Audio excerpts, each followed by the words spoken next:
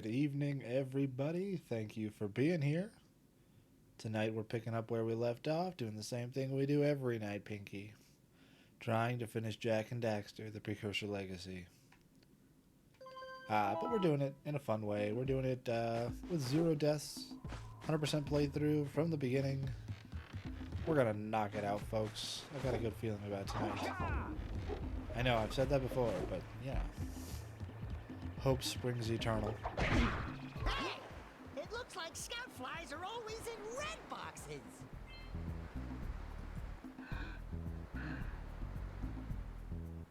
We're gonna change up the mix just a little bit.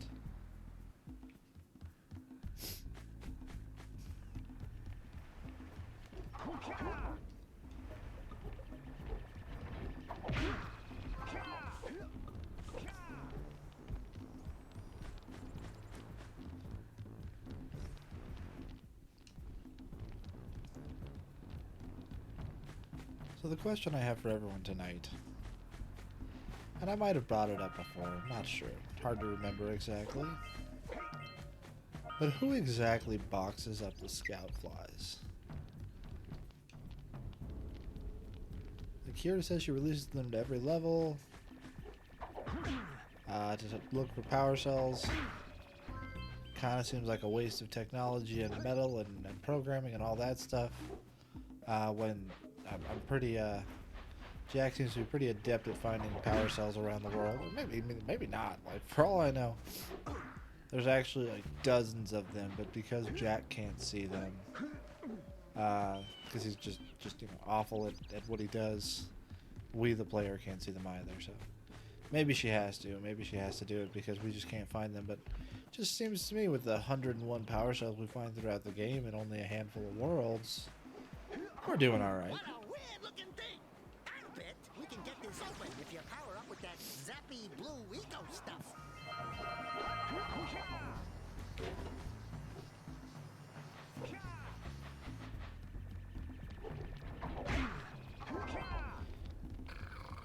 Yeah, bring in the cops. But it's just interesting that, 100% of the scout flies that she releases get captured. She says she released 7 in every level, and in every level they're all in boxes, identical boxes. Almost like they're boxes made just for these scout flies. My goodness, what could it mean?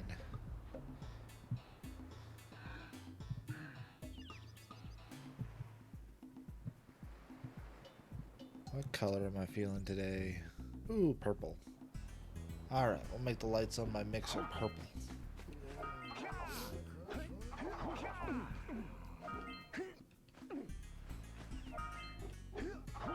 So I have a pretty basic setup here for streaming as far as like my streaming dedicated gear. I've got a 5-fine microphone or V-fine or however the heck you say that, I don't know. And I've got a 5-fine mixer, so like $100 for the two of them, and then I got a turn-up mixer, which I think they sell for like $80. But I got a YouTube promo code again. I've got a YouTube problem, but sometimes it saves me some money or makes me spend more money. I haven't decided which yet, but I got a turn-up mixer as well. It's just I don't know the proper term, so I'm gonna call it something incredibly dumb on purpose, and like the knobby thingies, the ones that you can spin up and down to control volume and things like that. So I've got adjustments going through the mixer and also adjustments going through the turn-up mixer. It's just the turn-up seems to give me more fine control, which I like. Seems like through the 5-fine mixer I can get a pretty good general sense, and then then I'm kind of, I don't know, it's probably fine.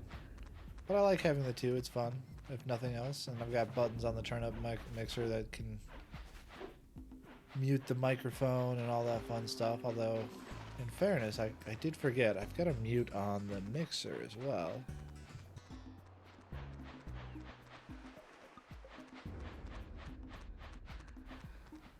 I guess I have a mute button there as well. So maybe I only need the one mixer. But, regardless, I've got some buttons on there for scene changes and starting and stopping streaming, things like that. So My point is, it's totally worth it, and I'm not using two different mixers for no reason.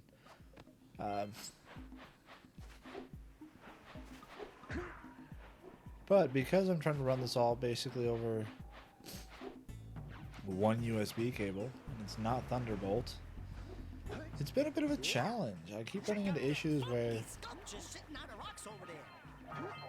USB devices will have trouble connecting, and I think it's probably just because I'm running too many over a single cable. It's not really designed for that bandwidth. Like, the speed is fine, but trying to run so many devices at the same time might be the problem. I'm not sure though, that's just speculation, but I get weird issues like my controller, which is using 2.4 gigahertz, has kind of a lot of dropout. Sometimes I'll just be playing and just get stuck following the last input that was given, and the mixer sometimes will just restart out of nowhere, and just like lots of little issues that I haven't seen on other computers.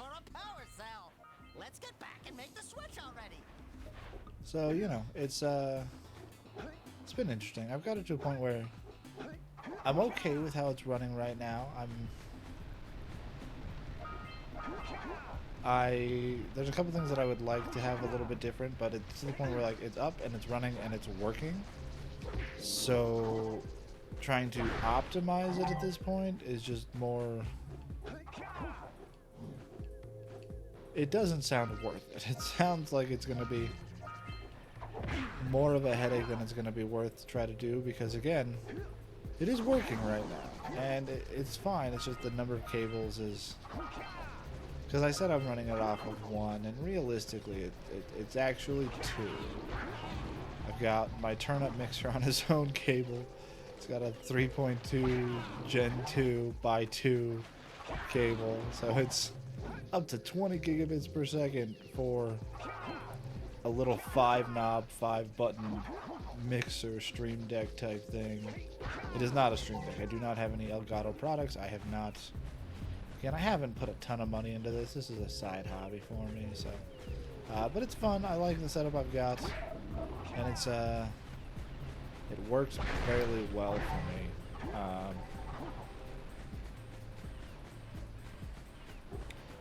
I'm running a 7700X CPU with a 7800 XT Pro GPU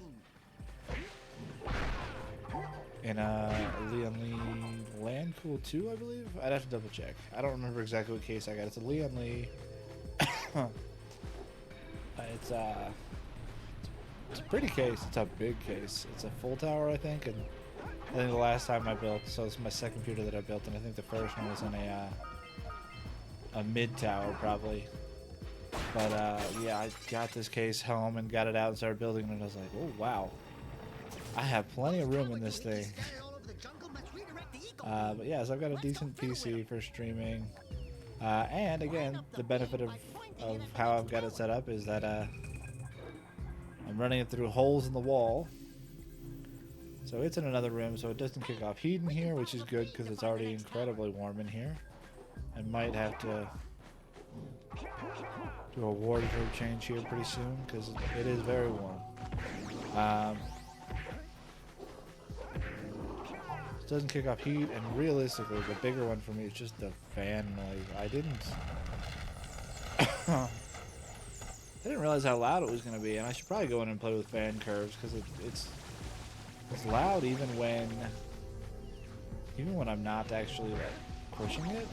They have the fan set to ramp, must be like 100% of the time, and I don't know why. I'm not sure if I didn't put it in like the right PWM ports or whatever, or if it's just working just fine and it's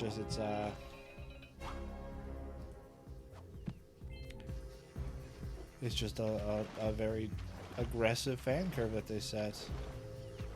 Not sure again, but we will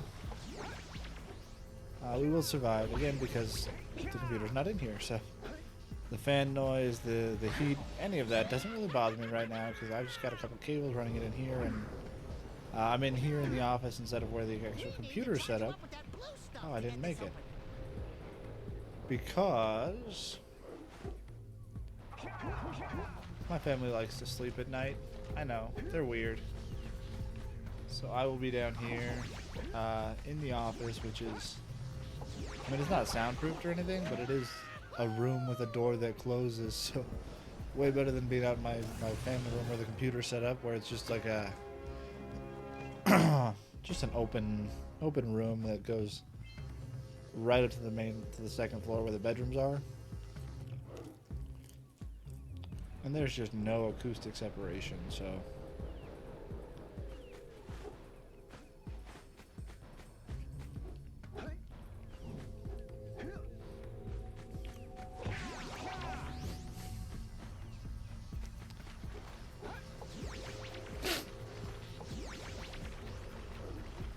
I'm in here to give my kids at least a chance to sleep through the night. I'm here, Bruter.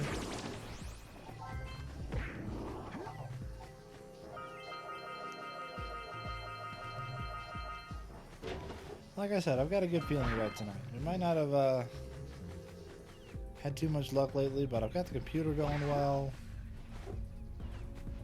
I'm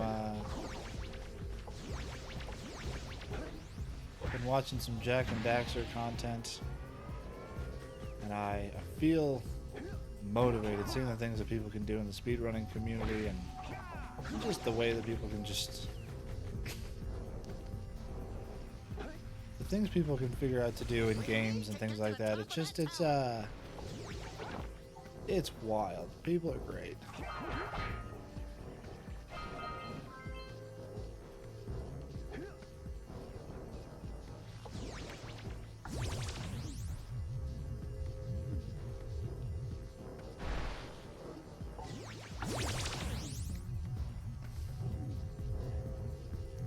And I've been watching some people play with some of the mods that are available on Open Goal.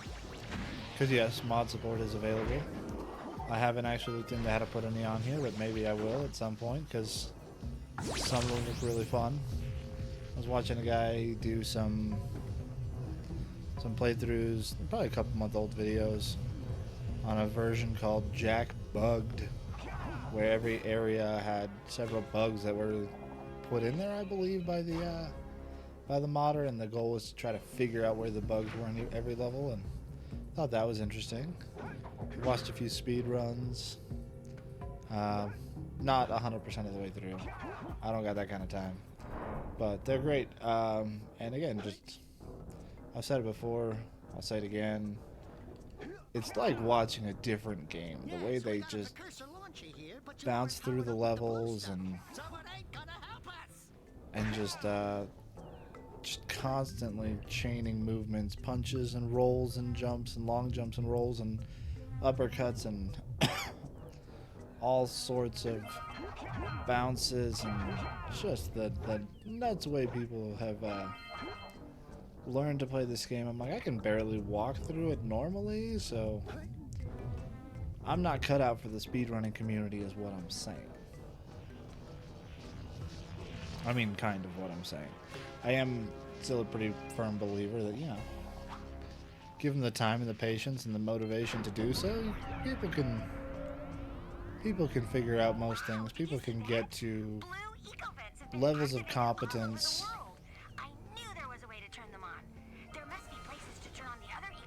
I think everybody can get to a certain level of competence is what I'm trying to say. I don't think there's anybody that's like, you know, I grew up with people saying, oh, I couldn't carry a tune in a bucket, or I'm just not a singer, I'm just not an artist, and it's just, I've tried and I just can't, like. And I grew up very religious, so people would always be like, oh, God just didn't bless me with that talent. And now I kind of have a different perspective on it. I think it's probably a lot of it is just based off of the opportunities you've had in life. Have you had a chance to sing? Have you had a chance to get feedback on your singing and learn and improve it, whether in like an official classroom setting or, you know, a church choir or any kind of setting like that, is going to increase your likelihood of being able to sing fairly well. Add to that, if you do have the opportunity to get private lessons or things like that, obviously it's going to make a huge difference. And then again, I think part of it is a kind of vicious versus virtuous cycle, where, you know, if you don't have a lot of experience doing something like singing and you try it and you're like, oh, I don't know what I'm doing and this feels awkward and uncomfortable and I don't like this, you're more likely to stop. Versus if you do have a situation like a church choir or a school choir or private lessons or whatever, you're gonna get some feedback on that and some, okay, yeah, here's where it's a little rough, and here's what I would suggest you start working on to get better, and you practice. And it's not so much like, oh, you're good or you're bad. It's like, okay, here's specific concrete things you can do to do better. And I think that there's, as far as I know, and I haven't done a deep dive into it or anything, I'm not going to pretend to have some academic understanding of this, but as far as I know, there's some compelling research out there that shows that, like, given that you don't have some type of a disability or anything like that that's going to prevent you from doing it, with a lot of tasks for people, it comes down to the way they practice and the amount of time that they practice. But there are two types of good fish to there are people can get to a decent level of skill on most things if they have the right amount of time and energy and opportunities to succeed in that field, time to practice and things like that. So I don't know, it's just my personal opinion at this point, because, like, I haven't done the research, man, but I don't like thinking that there's things that I can't do, like, just because I can't. Like, there are plenty of things that I can't do because I don't have the inclination or time, or haven't practiced them. But I believe if I had the opportunity to, or a motivation to, I could probably take a crack at most things. Like I believe that most people could. I'm not trying to say I'm special in that regard. That's my whole point, is I think humans can do incredible things. People can become great thinkers and workers and scholars and all sorts of things if they are given the time and the resources and the motivation to do those things, whether that's internal or external. Although I think internal is probably significantly more important in that equation. I think there's only so much you can do externally to get people to do things before we'll call them diminishing returns set in. How many am I at? Am I almost done? Okay, there we go. You caught 200 pounds of fish. Not bad for a couple of landlubbers.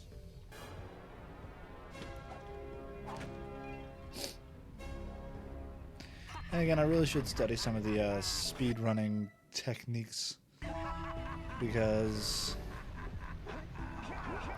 again, I'm starting over a lot more than I thought I would, so I should at least study some of the ones from the beginning levels, because if I can cut down the time it takes me to get through Forbidden Jungle or Sentinel Beach or whatever by a few minutes at a time, well, that would save me quite a chunk of change when I'm starting over like I am right now.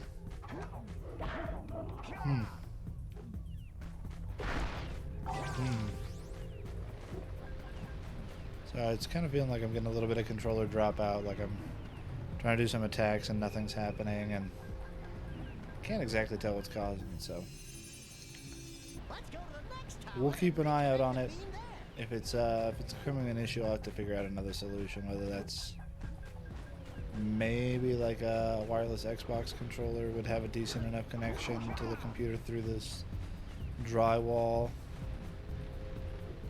Because that's basically all it is. It's damn it, I should not have come across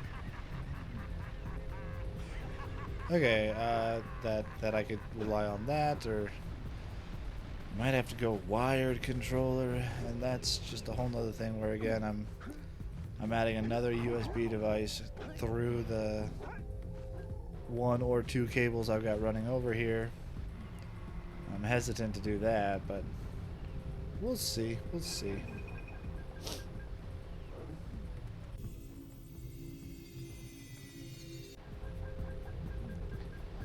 I mentioned I've got a probably an unhealthy relationship with YouTube, as in I consume too much of it. So, as many of you will know, here on Twitch, the Game Theorist is going away. Matt Pat's retiring, at least kind of. It's not going to be the face of the channel anymore, it sounds like. I did watch the video, but I honestly, I don't recall the details. He's got like 9 or 10 more videos that he's hosting, or at the time when he dropped that video, he had that many less now. And then he was turning it over to the other people on his team, which like I respect that. I wish him the best of luck. I don't know how well it's gonna hold up. I think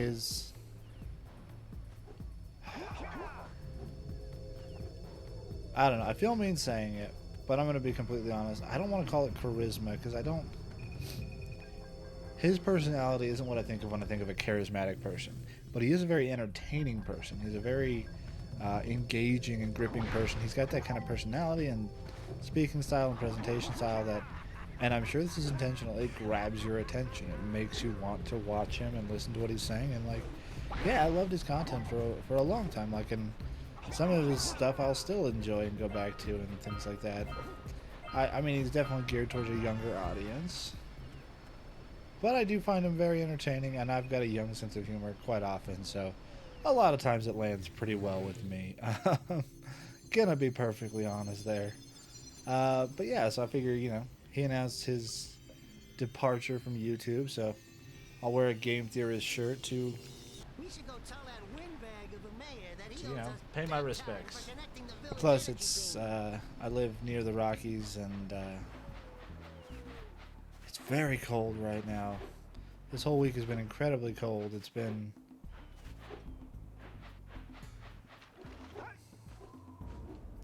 I think it got up to the 30s as a high this week. Most days, and that's not including the wind chills. That's actual temperature, not feel. It's been just bitterly cold, which is not generally an issue.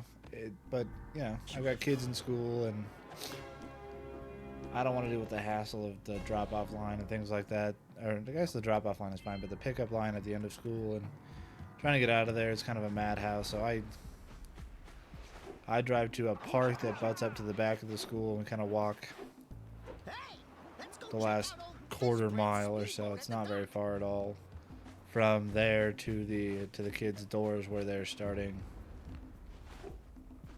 where they go into the school. I've got 3 kids at the same school, so drop off is great. It's the colder one because it's the first thing in the morning, because public education, we need them up at the crack of dawn, right?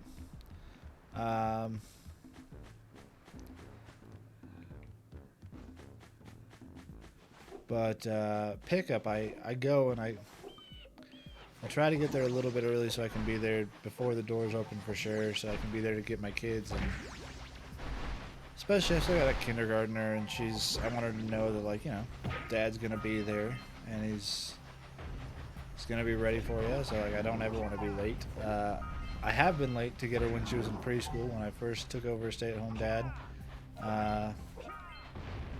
And she loved it. She was happy as a clam because she was there with her preschool teachers, and she was hanging out with both of them, and they were talking to her about life and all that fun stuff, and she was the center of attention, and it was her favorite thing. She asked if I could be late all the time, to which I said no, absolutely not. But I think it would be a little bit different in this situation where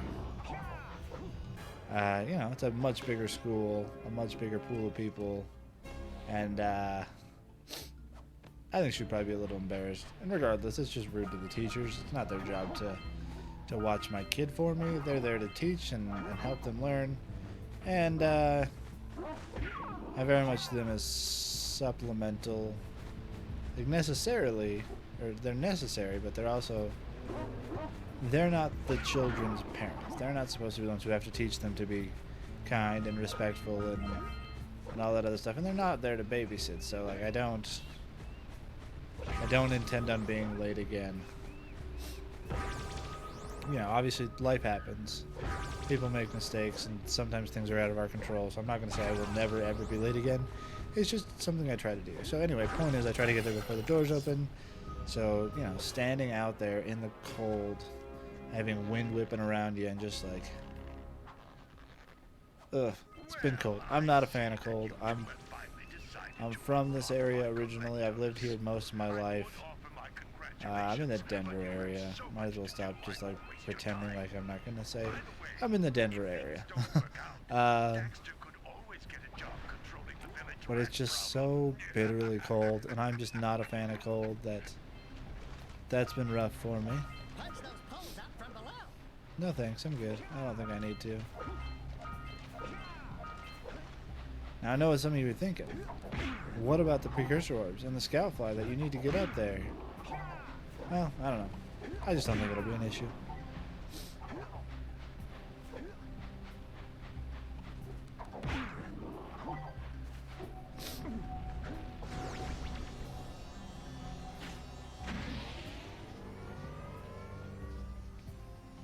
Hey, seagulls!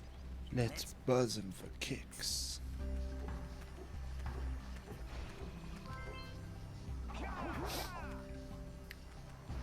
What is it? I think it's Artemis Fowl that... Sorry, I'm gonna go ahead and... I made my tribute to game theory. It is too hot in this room. This room is pretty closed off, so it has a vent in here, and when the heater's on trying to heat the rest of the house, this place is just an oven.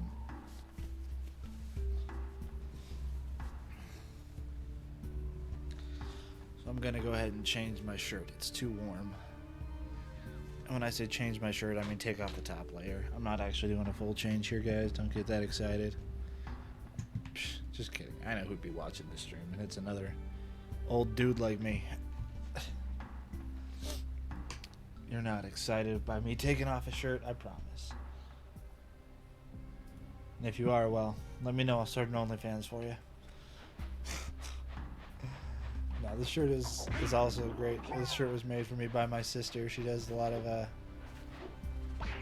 crafty things, and she's got a cricket. And I saw a different version of this shirt that I love, and it's basically just like, you know, days since 3D print failure, 0.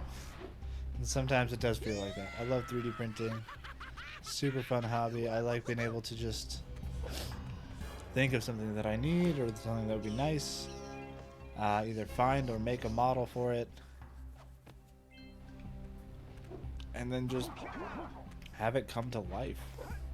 I've liked the I think I've experienced 3D printing, I'll say, through a couple different angles. I've done I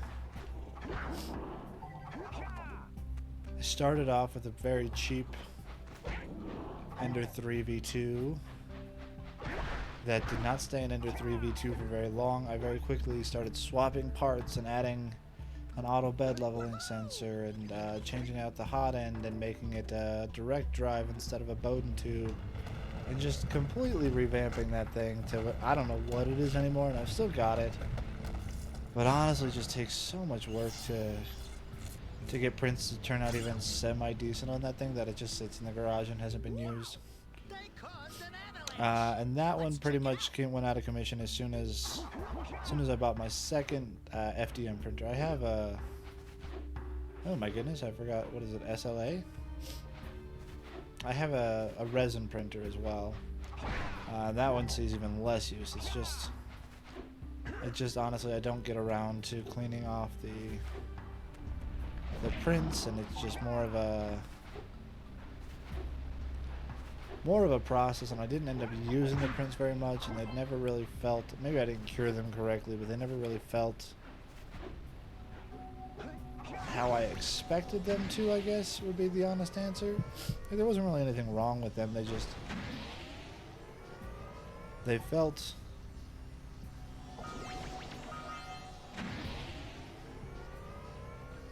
softer than I expected them to be, I guess. That's not even a good definition. I just can't remember exactly what my not even my issue, because they're fine, but it just took so much time. It's such a smaller bed. It takes quite a bit of time to do prints as far as like size to time ratios. And it's just not, it's not my, you gotta wash and cure them, and it's just a whole thing. It's not my cup of tea. I much prefer FDM printing, even if I have to occasionally use some supports and break those off and, you know, stab myself with little chunks of plastic. I'm happy to make that sacrifice for the gods FD and M. Because again, it's great. I started with the Ender 3v2, heavily modified it. Takes so much tinkering to get decent results out of it, and I loved every second. But it was my hobby printer. It was one that I could get it to work, and every time you got a successful print, man, you fucking earned that thing. It's not that bad, really. If you're thinking about getting a 3D printer, they're not bad. I took some time and, you know, I'd watch YouTube tutorials and I'd watch like, okay, here's the problem I'm having and how do I fix it? And you go back to the slicer and you tweak things and you revamp things and you figure out how to make it work. And that's awesome. That's a great part of making. But it just, it's a hobby as much as it is a tool at that point. It's a fun thing to do to figure out, you know, how to get this thing to spit out what you want. And yeah, it's tough. It took a lot of time and patience, but it's cool as long as you know what you're going into. And after that, I decided I wanted to do something a little bit more, I'm not going to say hassle-free, because I don't think that 3D printing anytime in the near future is going to be like painless. I mean, we haven't even figured out like printing on paper. I mean, that's still some of the most insane shit to me. Like, you can have a printer and have it connected, and still you'll have connection issues, and sometimes you're just like, nah, that printer's not available right now. We can't tell you more about why or anything like that. You just can't print to this printer. Oh, it's your personal network and your printer that you set up? It doesn't matter. Doesn't matter. Like, the answer is just no. You're not printing today. Get over it. Like, how in the year 2024 have we not solved this issue yet somehow? And like, I get it. It's more complicated than that, and there are things you can do to make it more reliable and things like that, but I get a new pair of earbuds, and I barely have to take them out of the case to get them paired up with my phone and listening, and I'm up and going in like 30 seconds, and then from then on, I just take them out of the case. They pair to my phone without me having to press any buttons or do anything. Maximum of like 10 seconds on a bad day to get them out and ready to use. And then that's it. I'm off to the races. I'm done. And printers, they can be in the same spot. You can assign them a static IP address on your network. Make sure that they, you know, are always available to wake from the network. And do everything you can, and still, it's just fucking connection issues. So anyway, we can't get even regular printers to work. However, 3D printers are not. My point is, I don't expect 3D printing to be perfect, but I upgraded from an Ender 3v2 to a Prusa Mark 3S Plus, which was a great printer. I loved it. It was an improvement over the Ender 3 that I had cobbled together in, I want to say virtually every way, but I can't think of a way that my Ender 3 was better, except for in, like, you know, purely emotional senses, where, like, you know, it's my first printer and I put so much time and effort and energy into it, and I learned so much from it about printing and just, you know, what to expect, and, you know, if I use a grid pattern on a large flat surface, grid pattern infill on a large flat surface, I'm gonna get warping, and it doesn't matter how much glue I use, at least on that printer. It's not always the case, but you just learn some of the principles of printing through trial and error, because, you know, you're going to have print failures all the time. It's the nature of the beast, especially with that kind of a printer. It's just going to happen. With the Prusa, I mean, again, it was just a massive improvement in reliability and quality of prints, and it was great. I loved it. And then I had that for a couple years. Now meet me down here by the egg. I should have finished off the other stuff first. I feel like I'm forgetting. I don't think I've done the seagull. Sorry to everyone. I'll try to remember to back up before I do that again. It's a great printer, but you know, still sometimes I'd have issues with the adhesion and just certain things. Like I could never dial in the stringing on PETG and other things. And I'm sure if I had taken the time to tinker with it and put as much time and effort into it as I did on the Ender 3v2, I could have gotten nearly perfect results with that Prusa. It was a fantastic printer. But the thing is, it was good enough that I didn't have to. I didn't have to put in that time and effort, so I didn't unless there were problems. And then honestly, I switched to the,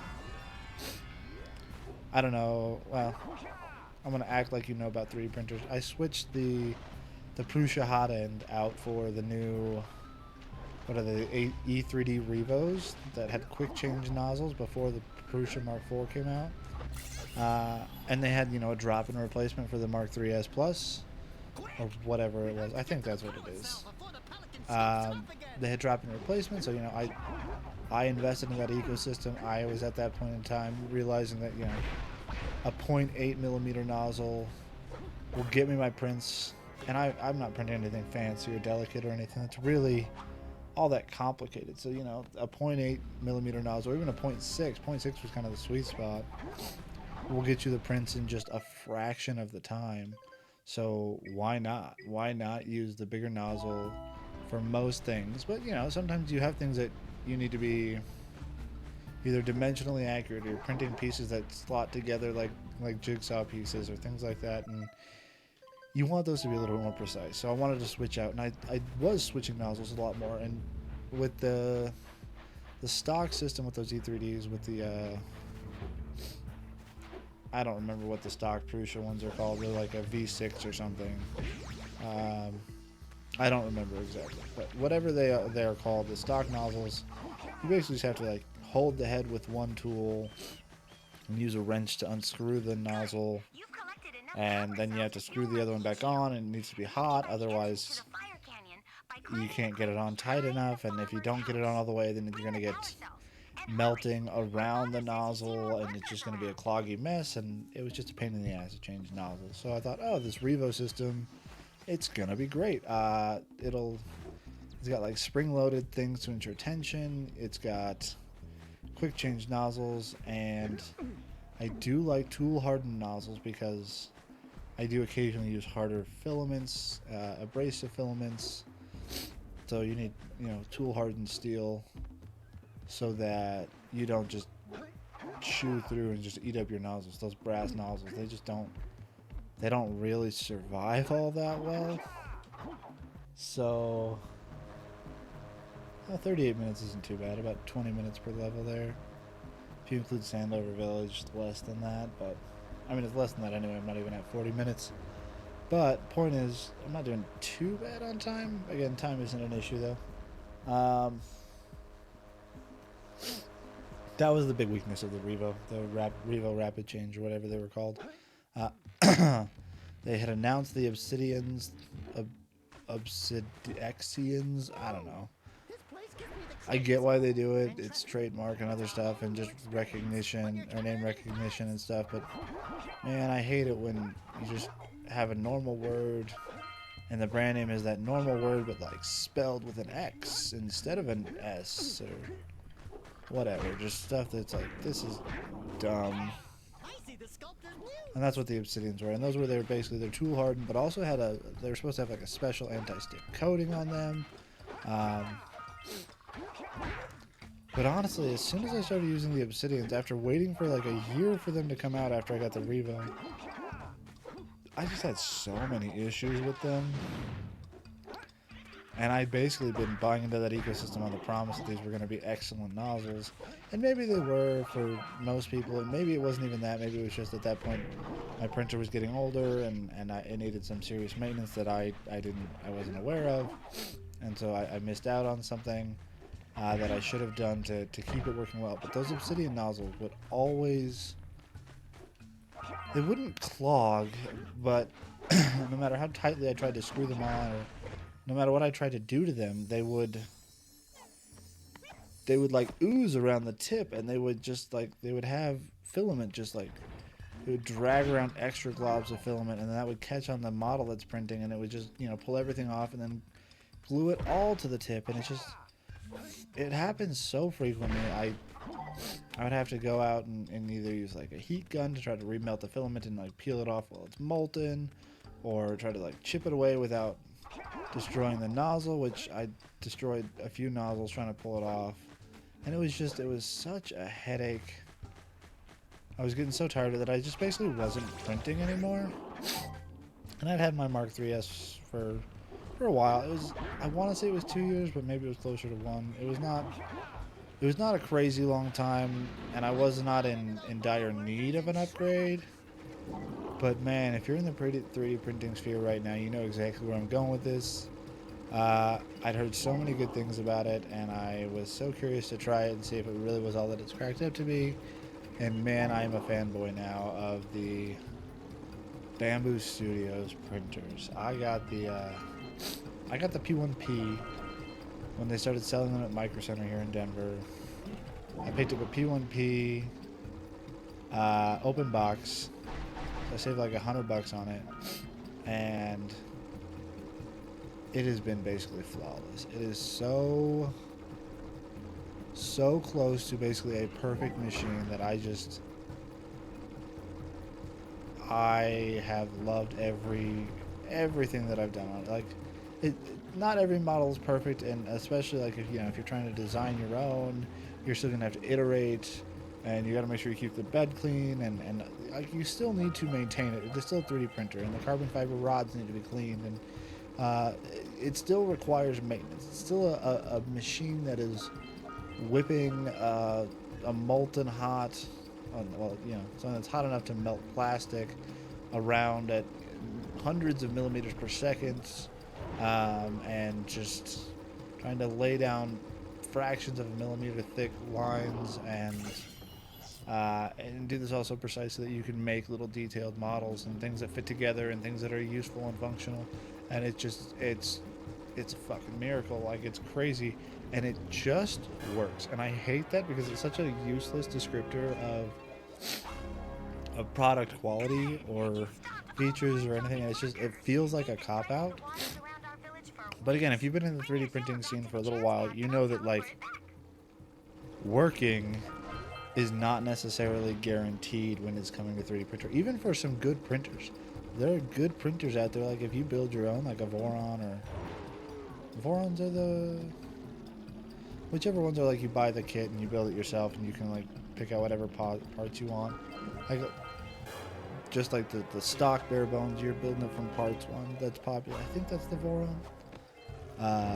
They're great, but like you need to know how to maintain that. You need to know every aspect of your tool inside and out, because you will have to maintain it. It's your project, it's your baby, and that's, again, there's something real cool about that. But my point is, again, there are great printers that are not hassle-free, that don't just work, that you need to work to keep working. And so far, I've had it for, I want to say about 4 months, but it might be closer to 6. And I've printed Christmas gifts with it. I've printed hobby things for myself. I've printed little tools. I've printed, of course, printed parts for my printer. You have to print parts for every printer that you get, because are you really a 3D printer if you don't print parts for your printer? If you don't print your printer? No, you're not a 3D printer unless you're printing parts for your printer. It's great. I love this thing, and I love it so much that I thought, I'm gonna do something that I haven't really done, and I'm gonna experiment with some of the more, I'm not gonna call them engineering grade, because they're not, but some of the more difficult to work with filaments and things like ASA that has the extra strength, but you really need to have an enclosure, because from what I hear, again, I haven't used it yet, I mean, those things will come unglued from the plate if you look at them wrong. So I bought the P1S upgrade kit. And I bought it at a point in time when, I don't know if it's still like this. It might be. I'm in early 2024 right now, but for a while, they had them on their website, but you couldn't buy them, and you couldn't buy them.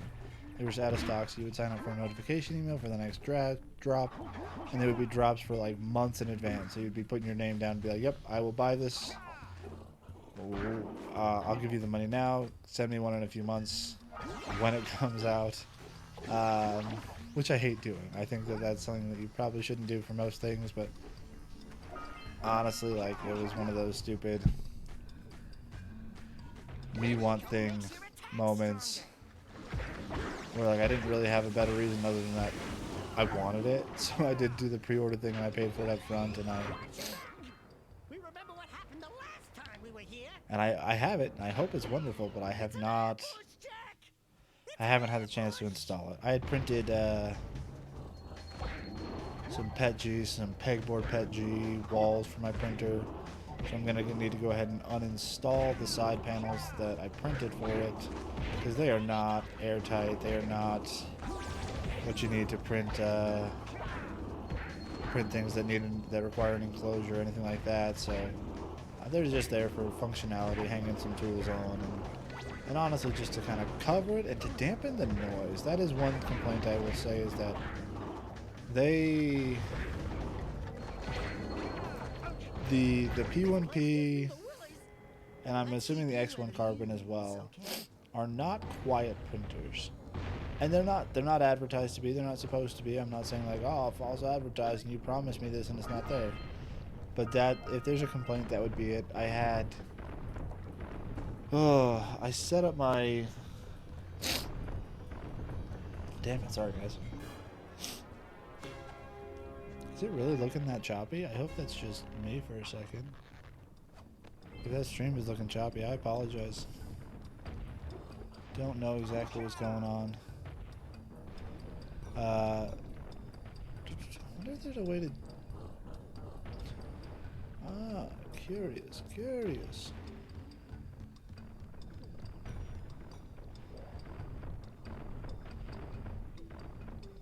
See, I always jump down into the arena over there after I blow up the precursor orbs. I wonder if there's a way to, like, just jump down right to this railing. I wouldn't trust myself to do that, especially on this no death run. I think that's just asking for trouble.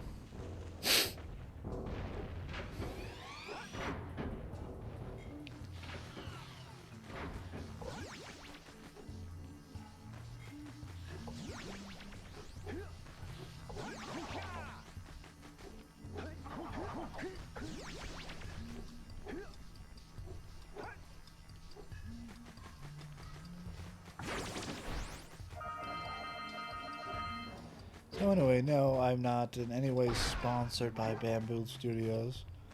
Because, like, why the fuck would they? I'm a nobody. Just sitting at home playing Jak and Daxter on my own. Don't have an audience to market to. But Bamboo Studios, if you're watching, if anybody of you decides to pick up this stream, just know I could be big someday. Give me money now and maybe it'll pay off 10 years from now.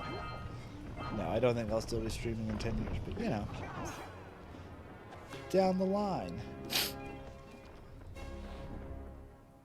And I'll shill your product for you even harder.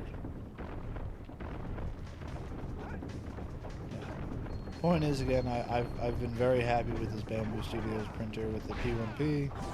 I'm hoping after I upgrade to the P1S that'll be a good experience and I can give a rave review of that upgrade kit. I've heard some mixed reviews, some people talking about how it's a really easy install and they got up and running with it real quick and they've loved it, and other people are like, oh, it took me 3 hours when it's supposed to be 45 minutes, and even then, like, it just doesn't feel the same as it used to, and I don't know, we'll see which side I come down on. I imagine I'll have an opinion, even if it's a boring one, like, seems fine. But, yeah. Eventually, I will probably get to that after I fix so much stuff. The kid's bathtub still needs to be fixed and shower reinstalled and tub caulked and all sorts of fun stuff. So the antique piano we got from my wife's parents needs to be fixed. All sorts of projects going on around here.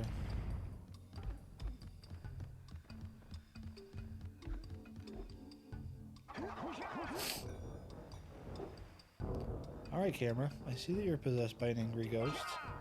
Please follow me anyway. You can bring Casper with us.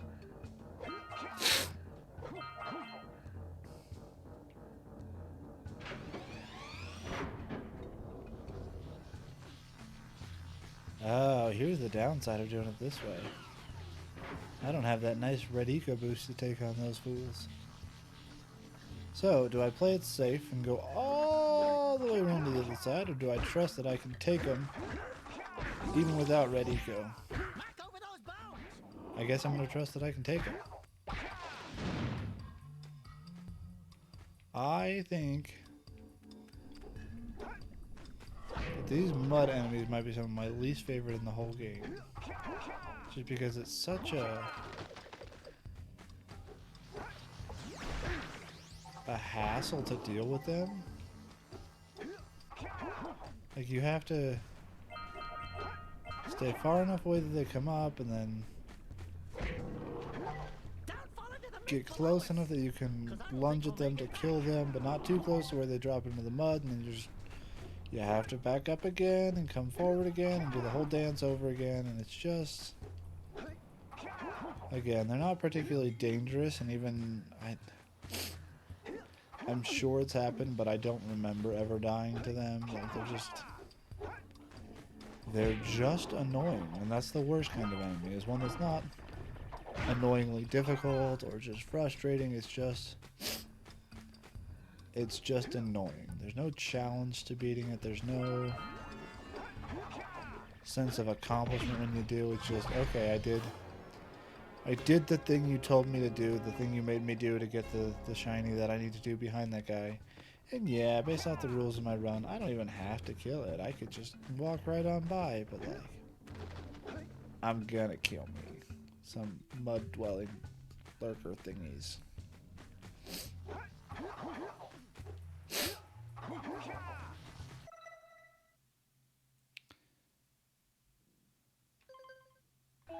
Okay, cool. So look, I think that's the last precursor power cell that I'll need to get on this island.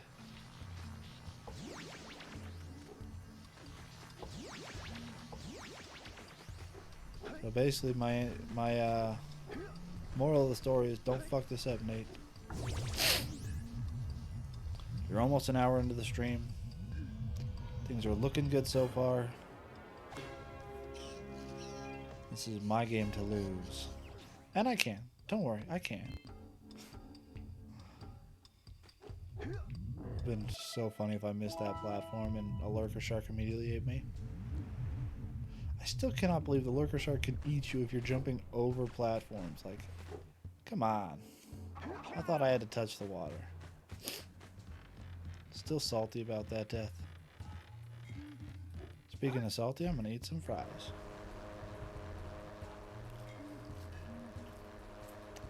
They're only an hour old this time.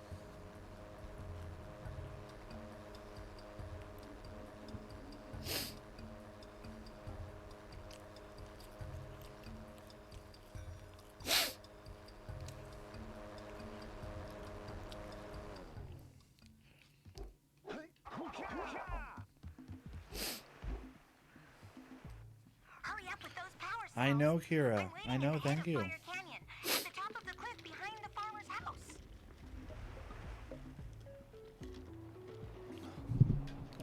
Also, I saw in the settings menu today that there is a speedrun mode. I tried turning it on to see what it does, and I'm not sure what it does. So I'll need to look into the documentation and kind of see what that does. It will let me skip these like dialogue scenes. It will let me skip every time they take control away from me. Maybe that's what I need. And then I don't have to skip Guys Who Rock every time. Because if I can just run through it, I don't even care. Like, I'll run through it, no problem. I don't want to sit there and listen to you guys yap at me while I can't move anymore. Man, what is the guy's name? Alright, I'm gonna put the game on pause for just a second while I look and see kind of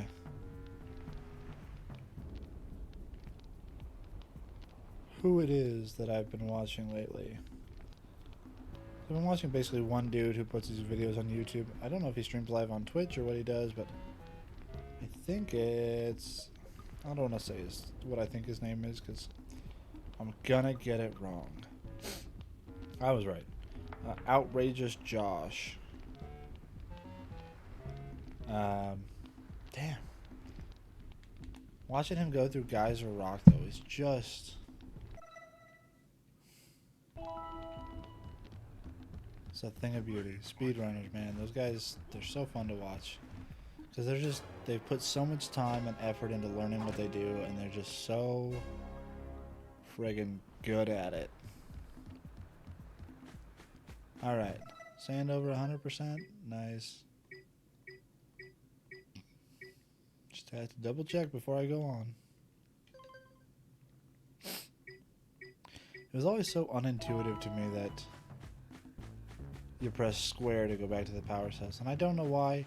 It just feels like... Okay, I think here's why. It feels like... Because when you open up the menu, power cells are the default. And then you click something else. So like if you're in the menu and you want to see how many precursor orbs are left in an area, you click X. And if you want to see scout flies, you click triangle. And I know it says right there square. I get that. I understand and it makes perfect sense. From a UI perspective, it's great. Very clear, easy to use. I get that. But as a kid, and so probably because of that, it has carried on to now when I'm an adult. In my head, the power cells are the default screen. So after you hit something else, like precursor orbs generally, it feels like you press triangle to go back to get back to the power cells, but that's not what you're supposed to do. You're supposed to hit square, which is just, you know, again, it's choice. And I get why they didn't do X because that's, you know, the select action, or maybe are the precursor orbs X? I should know this. I was just in that menu. But regardless, it feels like it should be triangle, as in like back to the power cells. But no, it's not. It's straight up square. And there's nothing wrong with that. It's fine. But it feels wrong to me. For reasons that, again, I say I can't explain, but I think I just explained probably most of it. It feels like it's supposed to be going back to the default, but it's not. It's just a separate, it's a menu choice. Which, again, is technically fine, and it works just fine, and they've explained it really well. Not a design problem, it's just the way my brain thinks about it. I think it's wrong. We made it! Damn, alright. The first 35% complete in a little less than an hour. If I could keep up this rate, I could be done in 3 hours. I don't think I can keep up this rate, though. Hey! We're still waiting. Turn on the teleport gate. Oh, I don't want to make you wait, Kira. I played this game when I was a kid. I was like... I don't know. I was preteen when this came out. I was like somewhere between 10 and 12-ish. And I remember my sister would tease me and be like, "Oh, is that your hot, sexy woo-woo?" And that term has never left my brain. So, shout out Ashley, you're in there for 100%. I doubt you remember calling her that, but I thought it was funny, and it stuck with me all these years.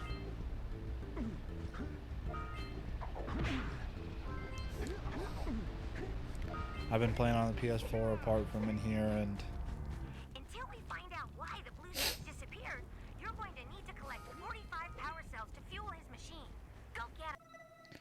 45, I need 9 more.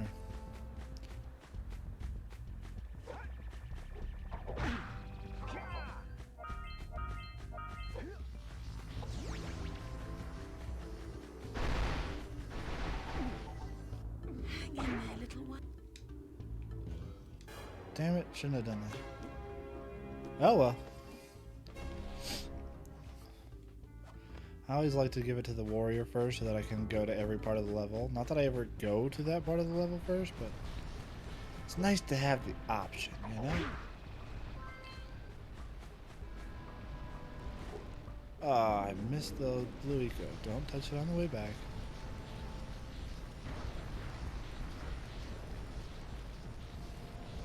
There it is, okay. I suck at this sometimes.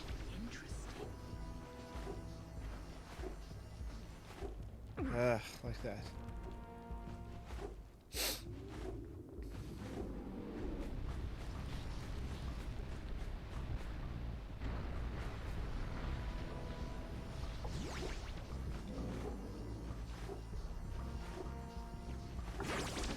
Again, this is why it would take me a lot of time and effort and practice that I have not put in. I have not put the time and the work in to be a speedrunner. You see how hard it is for me to do simple challenges like that? Psh. Yeah, I ain't ready for speedrunning.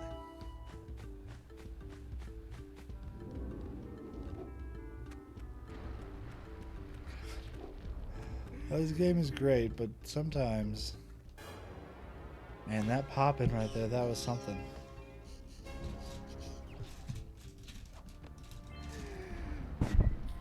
Sorry guys, didn't mean to hit you there. I ordered these wings from It's Just Wings, which I think is like Chili's. It's just a ghost kitchen. But I swear, like, I used to get them and they were so good. And now they're not. They have like completely different kind of chicken wings. Like, it's like they specifically downgraded the quality of the chicken after they got me to start ordering from them. And they used to be curly fries, and now they're just not curly fries. They're just regular fries, and they're fine. That's all fine. I stopped ordering from them because I'm always disappointed now.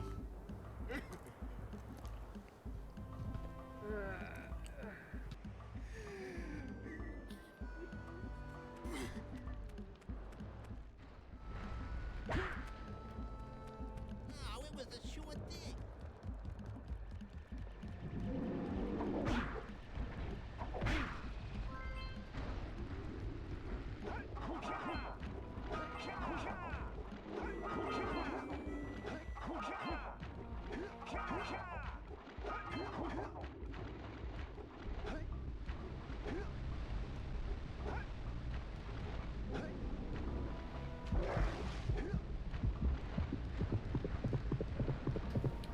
See, now I'm gonna wait because now I know. Don't try to jump across when the shark is there. He will eat your ass. And now that I know, I can't even claim that it's unfair and say it's grounds for not restarting the run. No, it's definitely fair now. I know how it works. So if it happens again, it's a real death. I was gonna let it slide if I could have finished that run, but I didn't finish that run, and part of it was because my heart was no longer in it. The death had already occurred. What am I still missing? 10 more powers, precursor orbs. If I had an orb for every missed opportunity. I know there's 4 over there, so I'm missing 6 elsewhere. And I think the scout fly's probably still up there.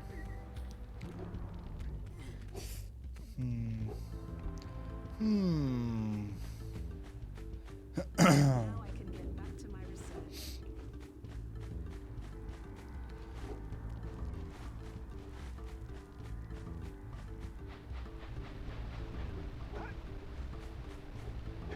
I don't know how long we'll be going tonight.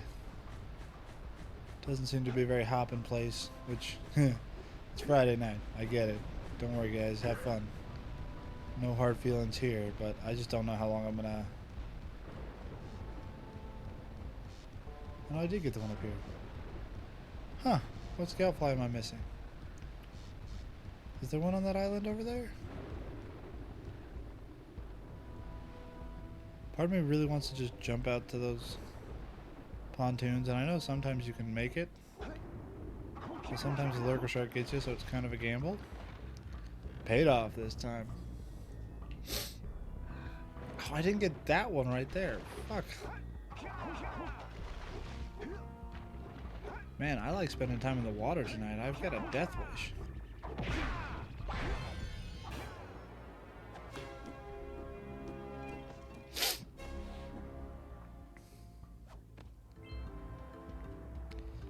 I'm thinking about downloading some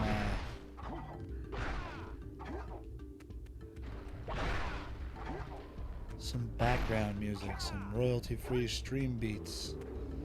Just play over it when I don't have anything to say, because, you know, you can get self-conscious just going stream of consciousness all the time and just chatting away.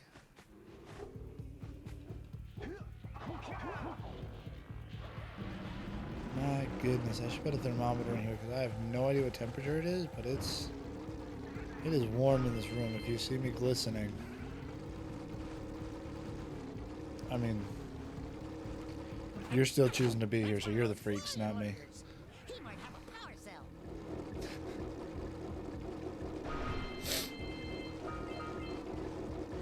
All right, buddy boy, come here, come here, come here. Do me a favor and keep away from those dark eco boxes.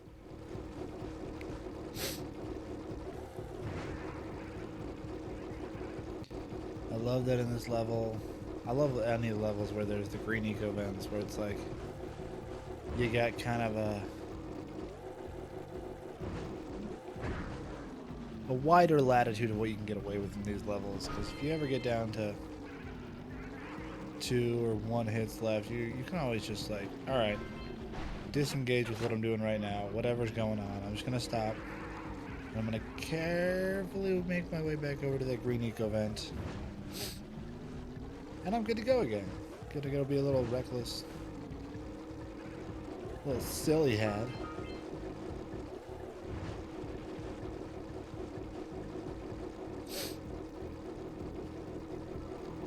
Where are you going, diaper boy? Ugh. I'm gonna get you. I'm gonna get you.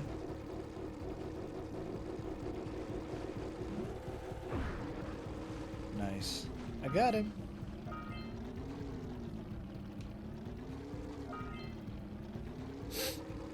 Alright. Let's just go knock this thing out.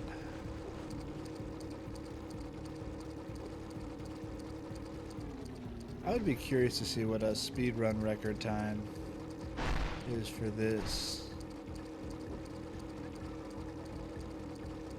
Do they use glitches to get through it fast, or is it just practice and people are good at flying way better than me kind of time? Also, like, what are the times? These are the kind of things that I should look into. These are the kind of things my audience wants to know. I can tell all of you out there, you've got that burning passion, a desire to know how quickly can somebody complete this, what is it, like the Gorge speed run or whatever? I don't know.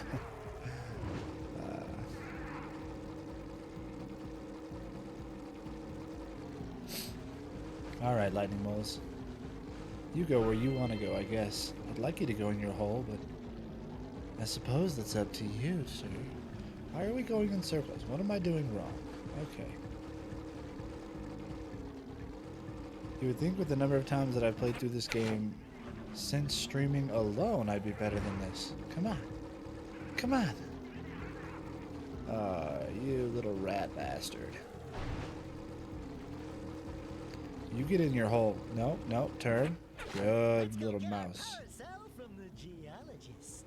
I love how he says the geologist. It's like, as far as the art style of this game, she's just like a regular ass middle-aged woman, it seems like. Yeah, she's got that nice British accent going on. I'm a fan. I'm not gonna lie, I've got nothing against the geologist, but like, I don't know. In that tone from him, it just reads it like, oh yeah, this sexy lady. And maybe that was always me reading into it, because Again, I started playing this game as a preteen boy, played it as a teenager in the young boy's mind. Enough said. Not gonna say much more.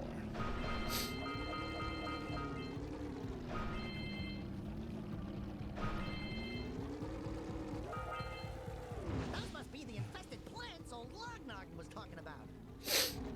Trust me, those dark eco boxes are bad news. How would you know? You never played with those. You just jumped into a whole tub of the shit. And that was kind of on you. It's not my fault I activated an ancient bomb, not knowing what it was, and then threw it, not knowing what would happen, then landed on you and shoved you into the eco, and I don't know.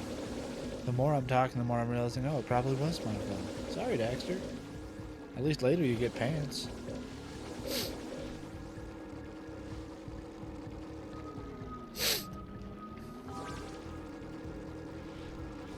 Plus, because of that, and only because of that, you get time travel. And everybody knows nothing bad ever happens with time travel.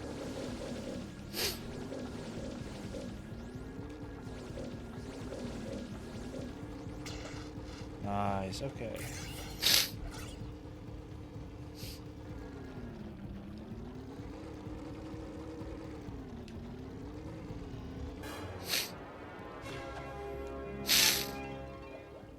Excuse me. Sorry, guys. You keep on impressing me. So, Maybe it's just because I've got low expectations. I'm gonna go ahead and complain about my first world problems right here.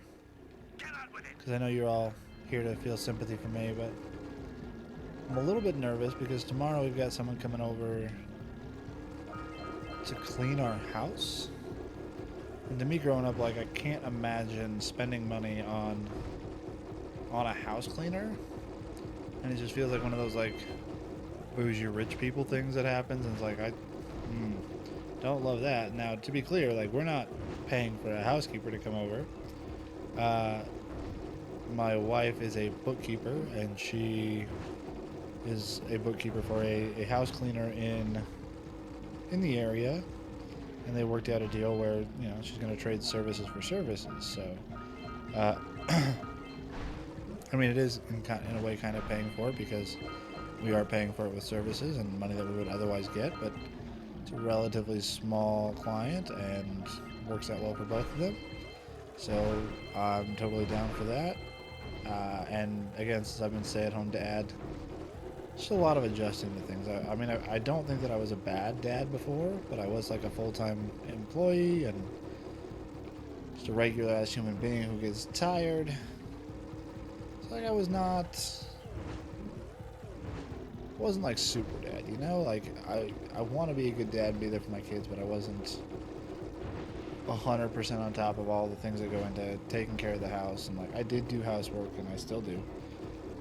And I did help with the kids, and I still do. But it's just like a different level, you know? It's a lot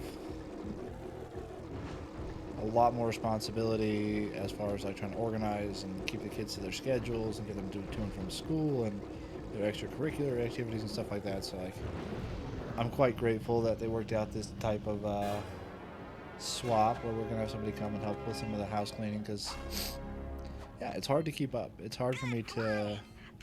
I'll give myself the credit to say that I'm doing a pretty good job as far as like keeping things steady and continuing to function, and things aren't falling apart. But also, like, there's just things that, like, in some ways it's like, you know, we're treading water. So it's just, I'm keeping things as clean as they are, but they're not getting any cleaner. So like, problem areas where things gradually accumulate over time are like gradually getting a little bit worse, until I can get the time and energy and ability to go through and clean them out again. And, you know, stuff just kind of sneaks up on me. So, glad we're getting some help tomorrow, but I'm just like, it's just super awkward, you know? Like,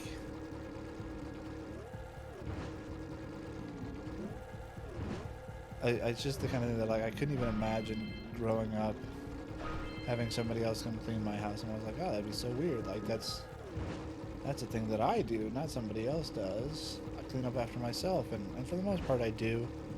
But trying to clean up after myself and 4 kids and retain sanity while trying to help them learn to not be little shit stains, because human beings are little shit stains by nature. No, I'm just kidding. My kids are really great. I do actually love them.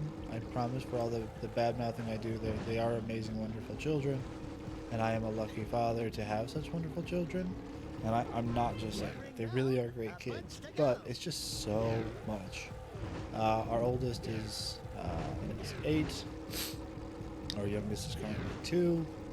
We've got 2 in between that range that are not twins. So they're all at slightly different stages of growing up. And they're at points where those couple years make a significant difference. And they're all able to help in different ways, but none of them are like, you know, I can't fully rely on you to make sure that things keep running smoothly, because you're still a kid and I don't want to put that kind of pressure on you. But like, yes, you can and will and do help, but still, it's a lot to keep track of and a lot to manage and oversee for me, especially since part of the reason for the switch was A, because Stephanie started her side business to start getting money, and she quickly outpaced me. And I wasn't making bad money, but she's making great money. The benefits of owning your own company. And also because, like, I just wasn't happy doing what I was doing. I wasn't enjoying it, and I was trying to switch careers anyway, so it wasn't a hard decision for me to say, yeah, I'm going to go ahead and step back. I'm going to go ahead and quit my job, and as far as I'm concerned, quit my career up till this point, because I don't want to work in this field anymore. I got into it kind of by accident, and I'm not super thrilled with some of the stuff that I have to do. Nothing illegal, nothing bad, just things that I don't really agree with at this point. Just working a little too much in systems that I'm currently uncomfortable with. I worked in finance, and yes, I know that there's a lot of tools in there and a lot of things that I know now that are great, and I was able to help educate some people that really needed it, but by and large, my money was helping people who have money get and essentially hoard even more money. And I kind of hate that. Like, you can talk about, you know, well, they earned it, they deserve it, whatever. I disagree. I think that there's such a complex array of factors that leads to wealth inequality, and the honest answer is most people who have money got it because their parents had money. It's generational wealth that's passed down over time, and that by its nature excludes quite a lot of people, and yada yada yada yada. This is not a stream to talk about my socio and political opinions, though I will. I have made that decision, I think, at this point, that this is not going to be an apolitical stream, but it will not be a political stream either. I'm mostly playing games, but sometimes I will talk about politics. And I make no secret to hide that I am a pretty... I don't want to call myself radical, but I am in favor of change. I think that the things that we're doing can demonstrably be shown and be seen to anyone who's willing to look at them to not be working very well, and we are partially through arrogance and thinking that, like, oh, the USA is the best and we've always been the best and we're going to continue to be the best. We refuse to learn from what's working in other countries and kind of adopt that here. And in general, we have a very individualistic attitude, which I don't... I'm going to be contrarian for the people that are on my side, so to speak, and I don't even think that individualism is necessarily a bad thing. And most people that are pretty left also don't think that, but some do. It depends on who you talk to. Again, there's as many different political viewpoints as there are different people. So that's a hard thing to keep in mind. But in general, I think that personal responsibility and you know, hard work and all these other things are important, as do most people on the left. I mean, you can look at anyone who talks about it regularly, and And they'll talk about how, yes, absolutely, merit does play a part in it and should. And but the problem is, like, our system right now doesn't actually reflect that. Like, look at, you can with pretty good accuracy look at somebody's zip code where they were raised and determine and guess what their net worth will be when they're 30. And like, that shouldn't be the case in a meritocracy. Our system kind of puts people in boxes and says, you have the opportunity to grow. And it's true, you do. And look, here's these people that have started from where you are, and look at how well these people have done, and that's true too. No lies told. But what they don't tell you is, like, statistically, it's not going to happen.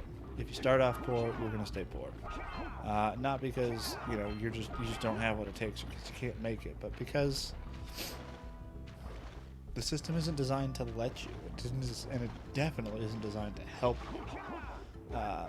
The system is designed to protect the people who had power when it was made, and who inherited that power now that, I mean, it's only a 200-year-old country, but now that the system is a little more established, I'll say. So I do think that there are a lot of things that I want to see changed, and I will not pretend like I don't have political opinions. But again, this is probably one of the longest political talks I will do on this channel at any point in time, unless it becomes a thing that, like, people really enjoy and want to hear more about. I'm happy to talk about it. I just don't want to. I don't want to make that the focus, you know? There's enough polarization in the world these days. I think we could all use a little. Whoa. Having a little fun watching me panic about stupid 20-year-old video games. Ah! Fuck, that sucks. That's alright. Fortunately, I just came from Precursor Basin, so I was pretty full on health.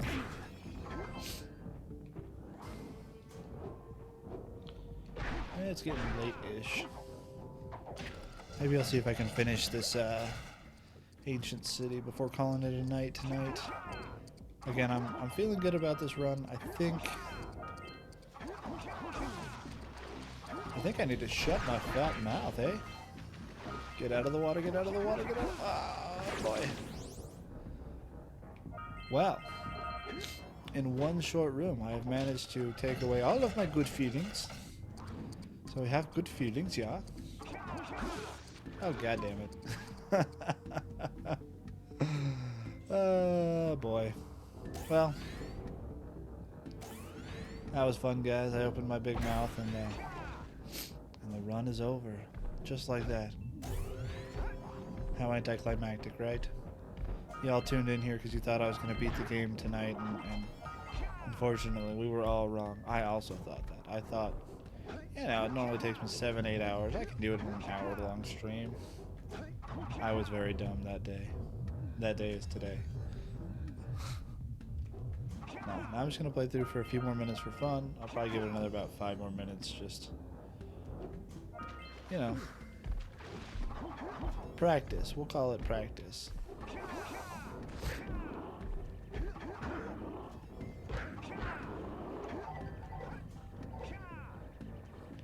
So anyway, back to the story. So,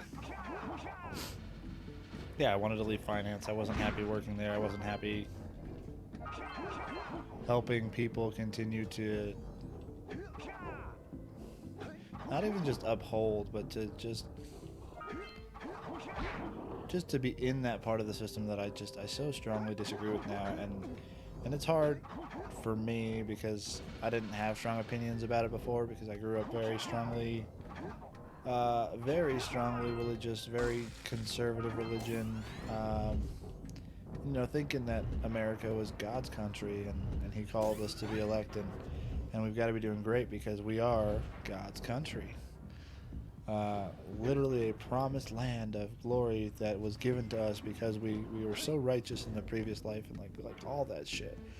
So I believed it hook, line, and sinker. I'm not gonna pretend like, oh, I was biding my time. Like, I was fully invested. It took me a long time to snap out of my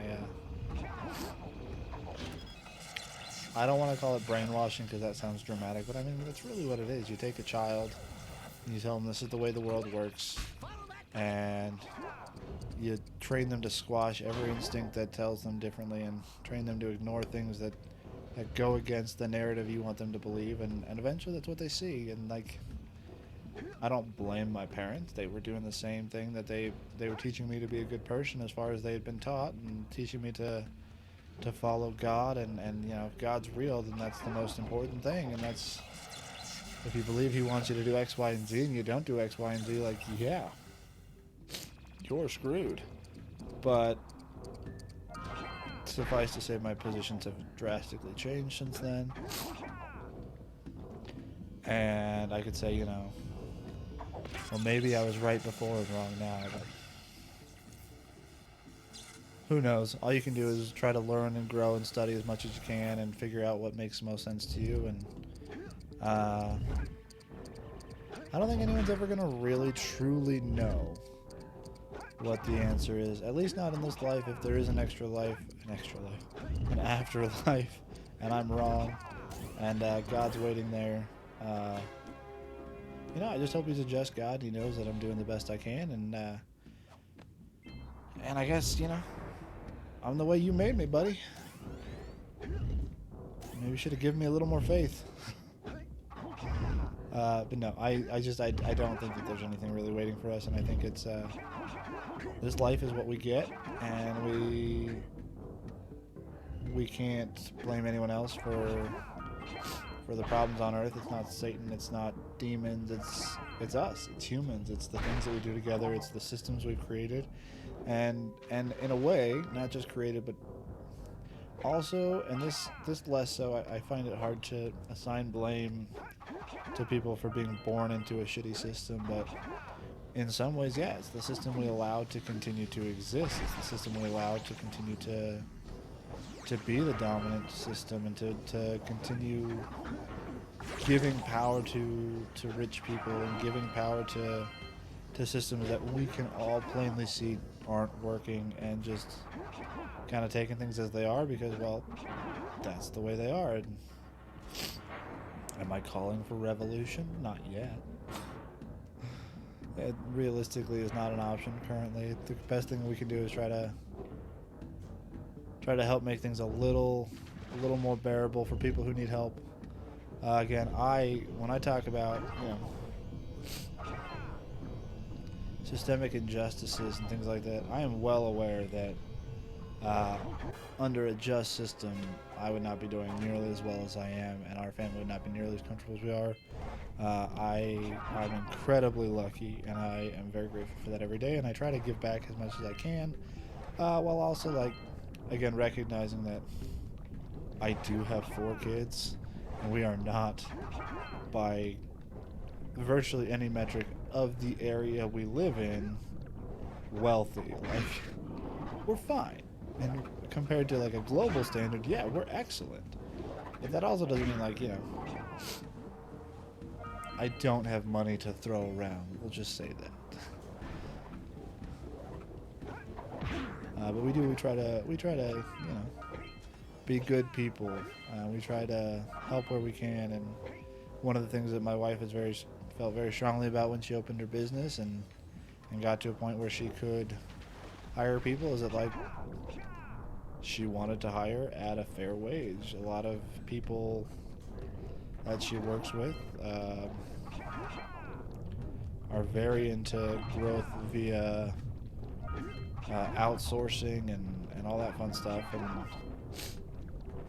now, look, I get that the global economy is complex, and what seems like a criminally small wage to pay somebody to us might be you know, worth it to them, because the alternative is essentially nothing. And I get that. I'm not trying to say, like, anybody who outsources is bad, but one of my wife's goals was always to hire people locally to us and to pay them fairly for any work that they do. And so she's tried hard to do that.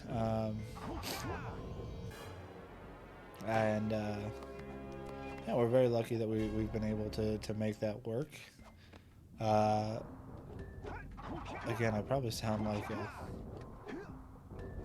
a bit of a, I don't know, bit of a douche nozzle a little bit, but my point is just that like we're doing our best. We're trying to be good people. We're trying to recognize where we are privileged. I don't love that word mainly because I grew up in a very conservative household, but like that is probably the best term to describe it. Like we're very privileged in a lot of ways. Like I get to right now be playing on a pretty nice computer, a fun game that other people work to design and build, and even more people work to port to this system that I can play it on. And like I didn't make this, but I still get to enjoy it. And like, guys, that's the point of society.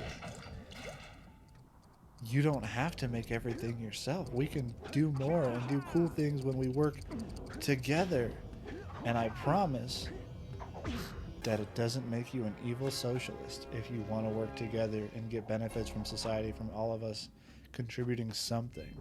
Right now, I'm probably not contributing as much to society at large as someone like my wife is, who works with, you know, a couple dozen different small businesses and not employees, but, you know, is able to at least give some income to some other people. Like, she's going to be probably a bigger net contribution to society than I've been for my whole life. Like, I've worked for other large companies my whole life, or right now I'm raising kids, and like, yeah, obviously that's hugely important, and I'm not trying to undersell what I do as a stay-at-home parent.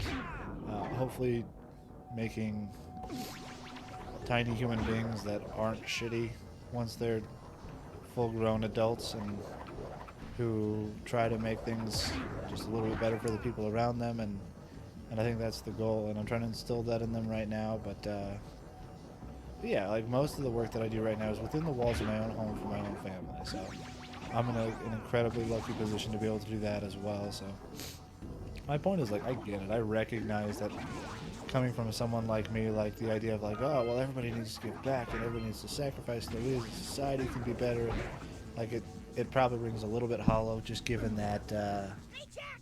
Can I, have your insect collection? that context of, yeah, like I'm a fairly comfortable, well-off, middle-aged, not incredibly bad-looking. I'm not like Mr. Handsome, but like a relatively average-looking white guy. Like from fairly well-off family, both mine and my wife's family. Like, yeah, I'm incredibly lucky, and I'd be stupid not to recognize that and the privileges that has gotten me. So I can just do my best, and I'm not saying, like, you know, that I feel bad for that, or that anybody should feel bad for the position that they find themselves born into. Just recognize it. Don't delude yourself into thinking like you're something special and like, oh, I got to where I am because I've worked hard. Yeah, well, like, you know, the person who's trying to raise kids and working 2 jobs that pay them shit and gets mistreated by the people around them, they're not working hard? Come on. And then you see people that are like, you know, their job is to sit on a board of directors for 6 or 7 small companies, which means, you know, a meeting once a month where they go and they vote presents, or yes, please, let's do some big stock buybacks to increase the value of the shares for the shareholders, and that is their big contribution to society. You know, honestly, I've never actually timed myself. I'm not much of a speed run. As far as like personal best for completion, I've gotten to 72% before dying.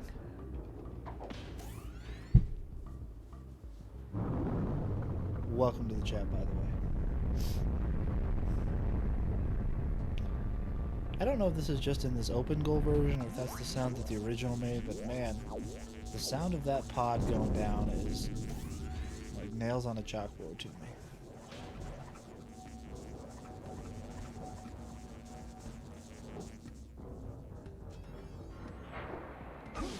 Great timing.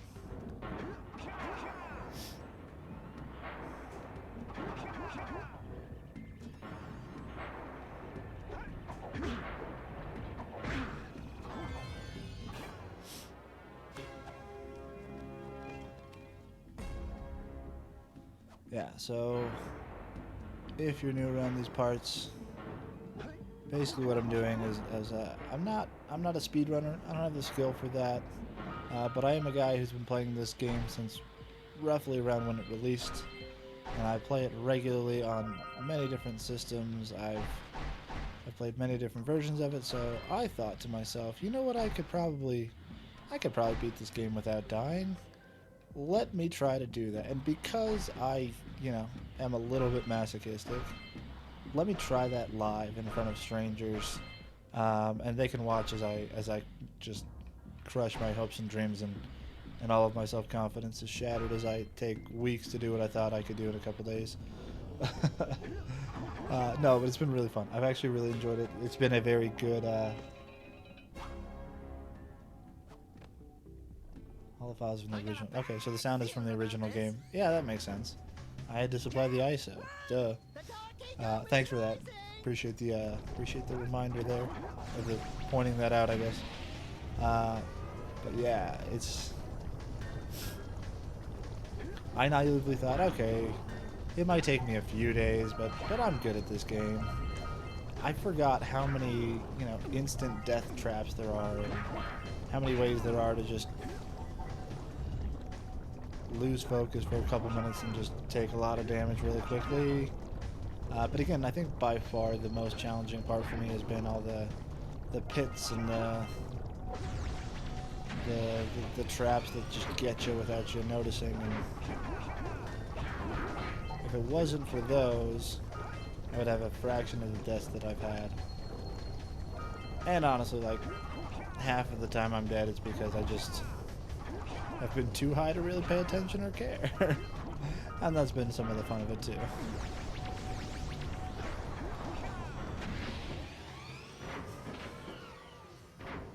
Like tonight, I was having a pretty good run, and then started chatting about something or other. I should learn how to do boosted uppercuts. I'll go watch some YouTube videos.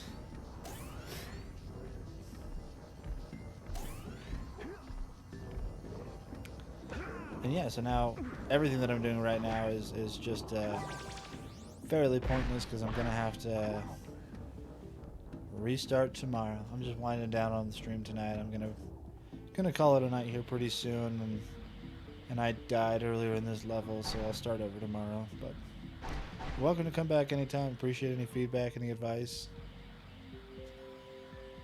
If you're just here to laugh, that's fine too. I laugh at me every day. My kids laugh at me every day. Might as well join the crowd.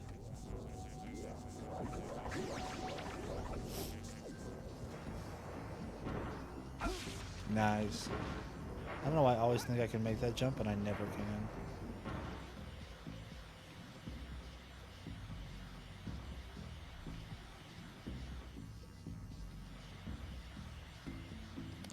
And I've already gotten all the health crates on this zoom downward, so...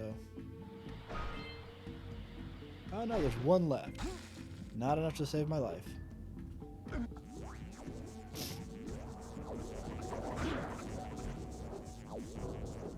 Alright. Don't be stupid. See, I'm not great, but I can learn. Not that well. I looked away from the screen before I finished the jump and didn't even make it.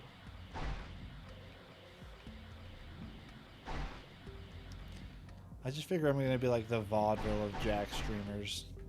You can come here when you want to watch like a regular guy just be humbled over and over. I might stream through Jak 2 on open goal after this. I'm not sure, but it will definitely not be a no-death run on Jak 2. I am proving with Jak and Daxter the Precursor Legacy that I'm not ready for that kind of pressure yet.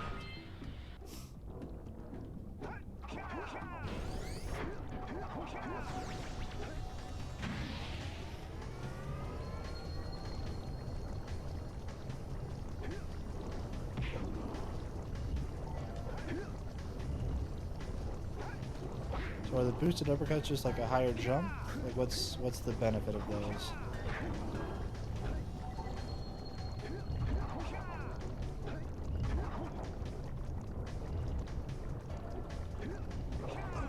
Oh, fuck you, Bruder. I mean, Bruder's great-great-great-grandfather, whatever.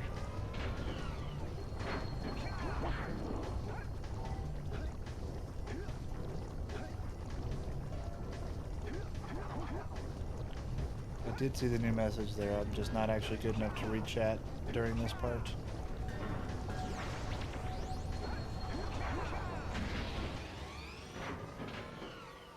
Yeah, Jak 2, just like some of those missions feels like they want you to die a couple times.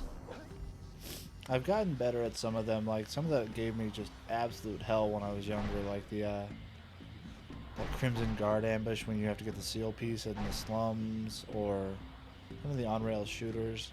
And I can get through most of them without too much difficulty at this point. And by that I mean, like, you know, I'll die a couple times and then make it through. But that, just like the checkpoint spacing and the some of the weird places where difficulty spikes seemingly for no reason. Are there more orbs down there? Oh yeah, I can't check during the cutscenes. It is just it's a bit of a rough one to try to do with no deaths. Although I guess if I'm not dying, checkpoints aren't really an issue. But no, what I think I'll probably do is if I decide to do Jak 2, I'll do something else instead, like a few push-ups or something like that every time I die.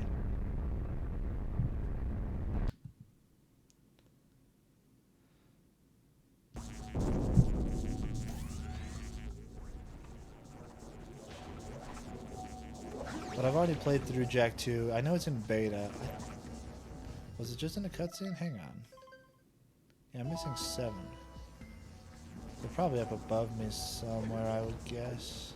Maybe not though. Maybe I just missed them somewhere in this room? I don't know.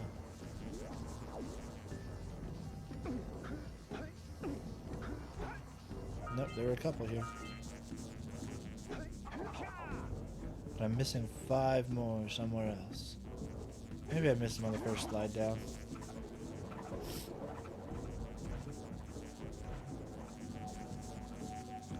Let's go see.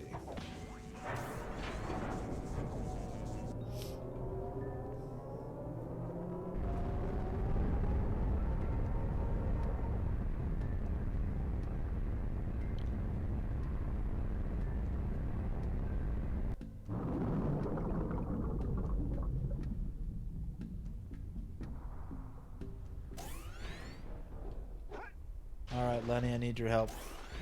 I'm a relatively new streamer. I've only been streaming for a couple weeks. I like my setup I've got here. But how does the audio sound? Is my mic too loud? Is my mic too quiet? How's the game sound? Help me out. Give me some feedback. I appreciate it.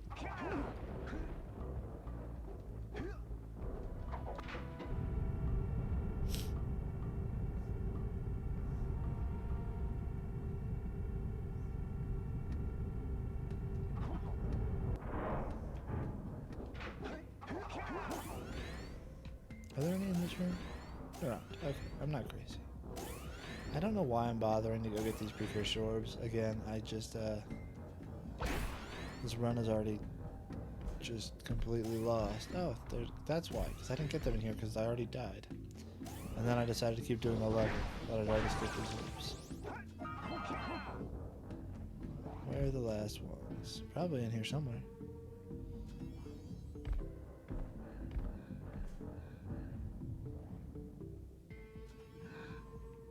Hey, thanks. I started trying to do this, I think, on Christmas was the first stream I've done, and I've done it every 2 or 3 nights. I'll come on for an hour or 2. My the furthest I've gotten so far is 72% before dying, so I was off in Snowy Mountain off the 3rd hub world, so volcanic crater. And all of my deaths so far, not all, some of them are just because, you know, open pits and stuff, but in general it's because I just lose focus, you know? It's hard to do that, especially, as I've said several times, as I'm not a speedrunner, I'm not like a great gamer, I'm just an old guy who's been playing this game for 20 years and thought that I could do something. Anyway, like I said, my run is pretty much over for tonight. I'll be back on in a couple nights probably, but appreciate y'all being here. Tyrus, thanks so much, man. Appreciate it. And Lenny, if you're still around. Hope you all have a great night. Hope you all enjoy. You're safe and warm wherever you're at. And yeah, have a good one. Take care. Peace out.